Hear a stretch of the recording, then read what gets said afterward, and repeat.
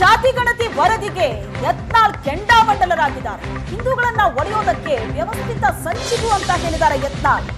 ಹಿಂದೂಗಳನ್ನ ಜಾತಿ ಆಧಾರದಲ್ಲಿ ಒಡೆದು ಜಾತಿ ಗಣತಿ ಮಾಡಿದ್ದಾರೆ. ಮುಸ್ಲಿಮರನ್ನ ಧರ್ಮದ ಆಧಾರದಲ್ಲಿ ಜನಗಣತಿ ಮಾಡಿದ್ದಾರೆ.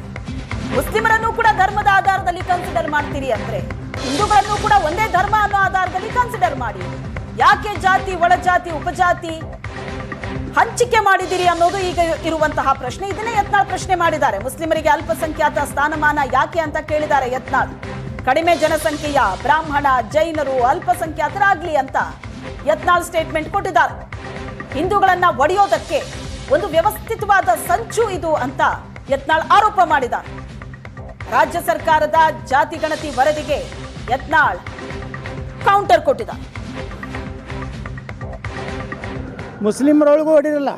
ಅಲ್ಲಿ ಪಿಂಜಾರ್ ಹತ್ತದಾರ, ಸಿಎ ಹತ್ತದಾರ, ಸುನ್ನಿ ಹತ್ತದಾರ, ಮಮ್ಮದಿ ಹತ್ತದಾರ. ಹಂಗೆ ಹೊಡೆದ್ರೆ ಅವ್ರದ್ದು ಕಡಿಮೆ ಆಗ್ತದೆ. ನೀವು ಅವ್ರನ್ನೆಲ್ಲ ಒಕ್ಕಟ್ಟು ಮಾಡಿ ಮುಸ್ಲಿಮ ತೋರಿಸಿರಿ, ನಮ್ಮನ್ನೆಲ್ಲ ಹೊಡೆದಿರಿ. ಅದಕ್ಕೆ ನಮ್ಮ ವಿರೋಧ ಇರೋದು ಇನ್ನೊಮ್ಮೆ ಸರ್ವೆ ಮಾಡಿ. ಜಾತಿ ಮ್ಯಾಗ ಹೊಡೆದಿರಂದ್ರೆ ಮುಸ್ಲಿಮರು ನೋಡ್ರಿ, ಜಾತಿ ಗಣತಿ ಇದನ್ನು ಸಮೀಕ್ಷೆನೇ ಸರಿ ಇಲ್ಲ. ಈಗ ಮುಸ್ಲಿಮರೇ ನಂಬರ್ 1 ಅದಾರಲ್ಲ, ಹಾಗಾದ್ರೆ ಅವರು ಅಲ್ಪಸಂಖ್ಯಾತರಿಗೆ ಇದ್ರದಿಂದ ತೆಗೆದುಬಿಡ್ರಿ ಪಟ್ಟಿದಿಂದ. ಅವರು ಬಹುಸಂಖ್ಯಾತರಾಗ್ಯಾರ. ಅಲ್ಪಸಂಖ್ಯಾತರು ಯಾರ್ಯಾರ ದಲಿತರೇ ಇದು ರಾಜ್ಯದಲ್ಲಿ ನಂಬರ್ 1 ಅದಾರ. ಹೈಯೆಸ್ಟ್ ದಲಿತರು ನೀವು ಲೆಕ್ಕ ತೊಗೊಂಡ್ರೆ ಇಡೀ ಸಮುದಾಯ ದಲಿತರು ಫಸ್ಟ್ ಬರ್ತಾರೆ.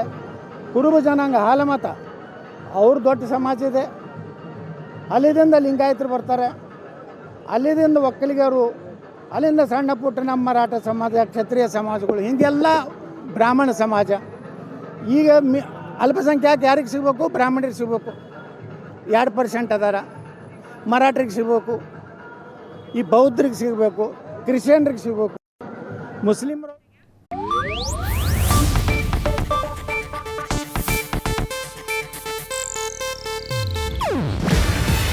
ಇದು ಏಷ್ಯಾನೆಟ್ ನ್ಯೂಸ್ ನೆಟ್ವರ್ಕ್ ಪ್ರಸ್ತುತಿ.